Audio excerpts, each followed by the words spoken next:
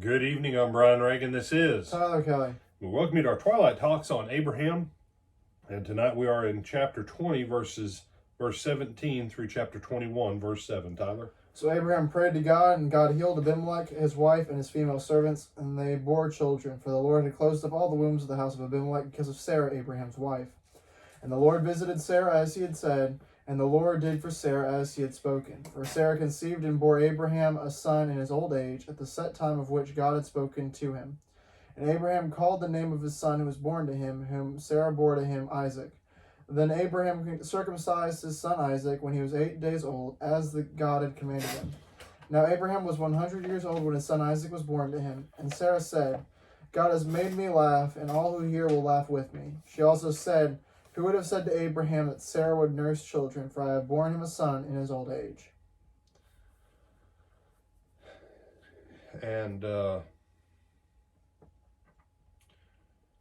you go back to the New Testament, and you'll find where it says that Sarah, verse 11, Sarah herself also received strength to conceive seed, and she bore a child when she was past age, because she judged him faithful who had promised. That's Hebrews 11:11. Don't miss what's going on here. God, when he came a couple chapters earlier and gave them the word of the timing and everything else, with Abraham going over to Abimelech and putting Sarah in Abimelech's house to go through the process of becoming a treaty wife, which is what he did. Way to go, genius. He put Sarah at risk, so that what Genesis 20 and verse 18 says, that God closed up all the wombs of Abimelech's house for the sake of Sarah. Not for Abraham, for Sarah. Sarah was just as much a part of the plan for Abraham to have a child as Abraham was. God plagues Pharaoh for the sake of Sarah. She is the wife that God recognizes. She is the woman of promise.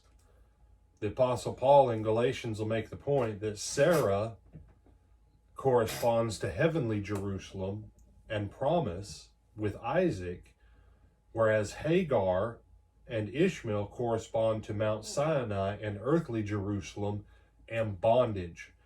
That's why I'm just astounded when people are like, we need to pay attention to what God did with the Ten Commandments. How many times? The Ten Commandments are called the ministry of death, and they're called bondage. And Galatians says we're made free. Well, Sarah's a big part of the plan too. And diminishing Sarah's role, just like diminishing Mary, all it does is creates an attitude that's not biblical, that women are dispensable. And that's not biblical. Women have a part in this, just like men do.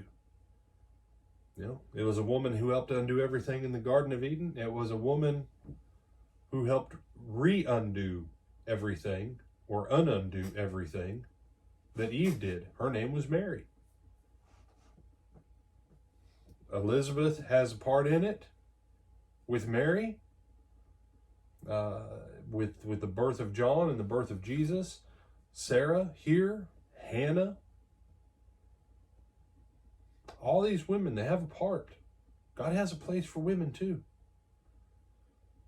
And you say, yeah, no, this is more about Sarah tonight and God's faithfulness to her. Because what it says there in verse 7 of 21, Tyler, go on ahead and read that again. She also said, who would have said to Abraham that Sarah would nurse children, for I have borne him a son in his old age. All right, now go back and read verse 2. For Sarah conceived and bore Abraham a son in his old age, at the set time of which God had spoken to him. Okay. God had spoken. Now read verse 1. The Lord visited Sarah as he had said, and the Lord did for Sarah as he had spoken. Kept his word to Abraham. Kept his word to Sarah. God gave his word to Sarah? Yeah. We just read that. The other night, we read it. And so Sarah's statement, who would have said that Abraham that Sarah would nurse children for I born him? Because the moment Abraham got Hagar pregnant, from a worldly perspective, you know what that meant to everyone else? Sarah was always the problem. Abraham had a bad wife. He didn't get one who could give him kids. The problem was never Abraham. Do you understand there's a point here where God has redeemed Sarah from the curse of men and women? And so when Hebrews 11:11 says that Sarah received strength to conceive seed, that means her physical body was not able to support a child.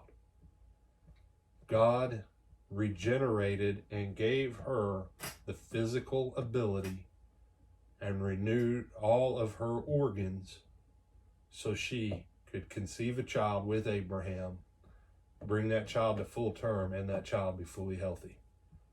And why did God do that?